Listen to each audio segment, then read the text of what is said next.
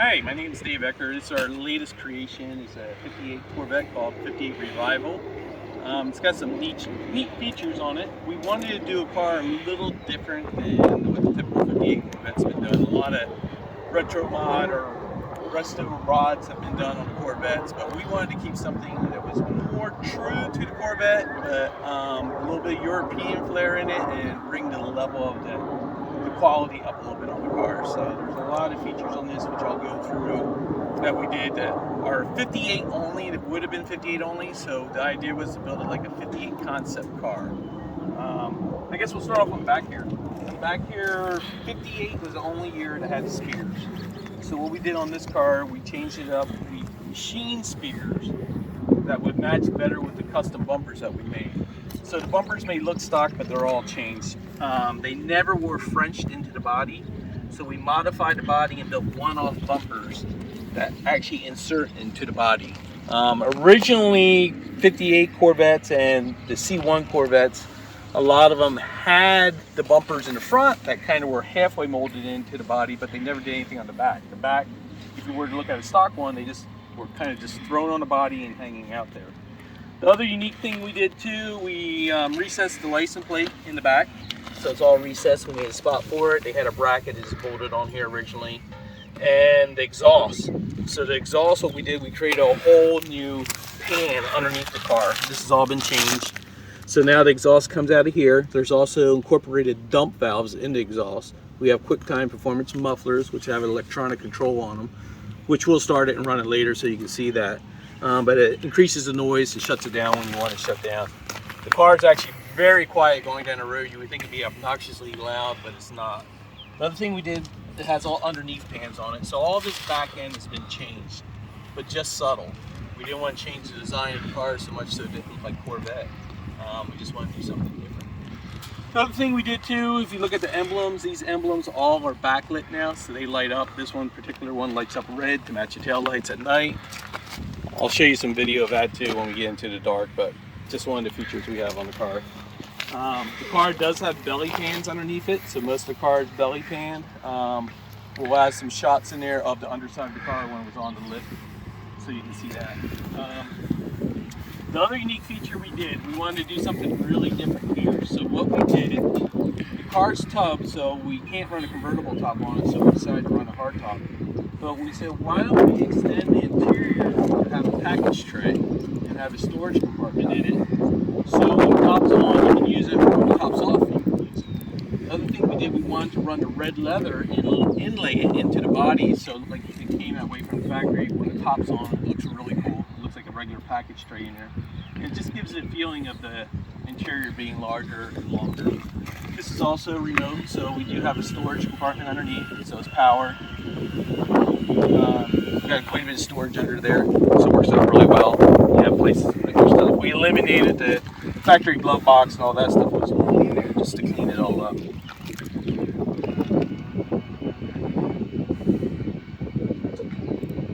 This does have a high-end stereo system in it. It's all covered with cloth. You can see some of the speakers up there. It has 10-inch woofers behind the seat. It has some speakers right directly behind the driver and passenger too.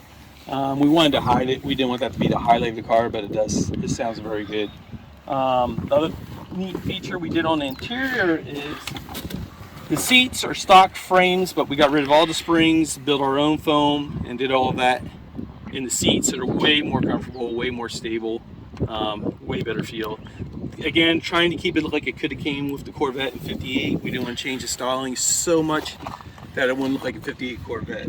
The other thing we wanted to do, we wanted the seat floating in there. So that's the reason why we did the two-tone and made the seats a little different. Just so they kind of lay back in there, gives you a little more leg room, scoots it back, changes it up. The other thing we did was sill panels. So we built these custom sill panels because the Corvette just had just a little stainless piece here, and this area was kind of an ugly area on the Corvette. It's never finished off very well, so we wanted to do an overlay on that to clean that all up. Door panels, we did simple things like these are originally reflectors. We made them red lights now so they light up. We also have puddle lights under the door. The door is stock trim, all hand-built panels that are all obviously covered in leather, and now the Alcantara also on them. So just to give it a little different look. Again, trying to bring it a little more high end on it. The center console has been changed up, but if you look at it, it looks very familiar to the stock center console. What we did is made it wider, put the touchscreen in there, did the aircraft AC vents in it, and just made it look like it could have came that way. Same way with the AC vents over here. We kind of did all under dash, cleaned everything up, made it look more like a finished car would be of this day and age instead of what it would look like in 1958. So that's what we did there. Other neat feature is the steering wheel. So the steering wheel, as you notice, is wrapped in leather on one side, Octopar on the other. It does have the Corvette logo and stuff on the center cap. Again, we're trying to keep it look like an OEM car would have came that way.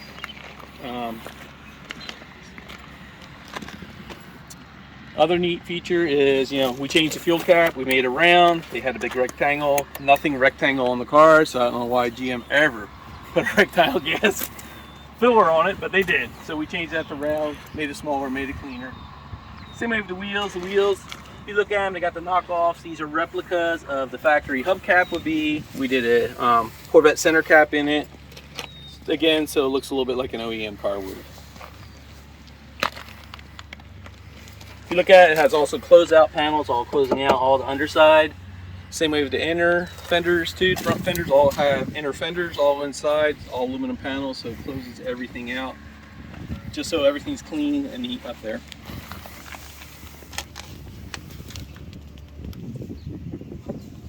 And the biggest feature you might notice is the hood. So 58 was the only year Corvette that had a louvered hood. It wasn't really a louver hood, it had a louvered washboard design, if you would, in the back here. So I said, why don't we take that design? Because the design really didn't make any sense. It had no bearing whatsoever. It didn't do anything. So I said, why don't we take that design and let's make it look like it could be the washboard, but let's make it a functional vent. So that's what we did here. So that is functional. All the air does come through there, comes out of radiator through that hood. If you look at it, every single one of those louvers is a different design just to get the airflow and the correct flow, but still have it look like a washboard.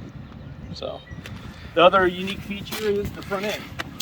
So the front end, because we changed all that, the radiators and everything had to be pushed forward. So they push forward and drop down. So the whole front, lower front's been all changed. We now have driving lights in here. They're all custom made, so this is all custom. Engine oil cooler, all that. Has a big aluminum skid plate on it right here. This is where the radiator, you would remove that, drop the radiator out of the bottom. The other unique thing is these scoops. Corvette had these scoops, they went nowhere. They weren't even open, they were just shut off. So we decided to make this, the intake feed on the top, on both sides, feeds into the intake plenum, which you'll see in a minute. The lowers actually are brake coolers to feed the two front brakes. Same deal this, we made this backlit, this lights up clear to match the headlights and driving lights. I'll open the hood for you.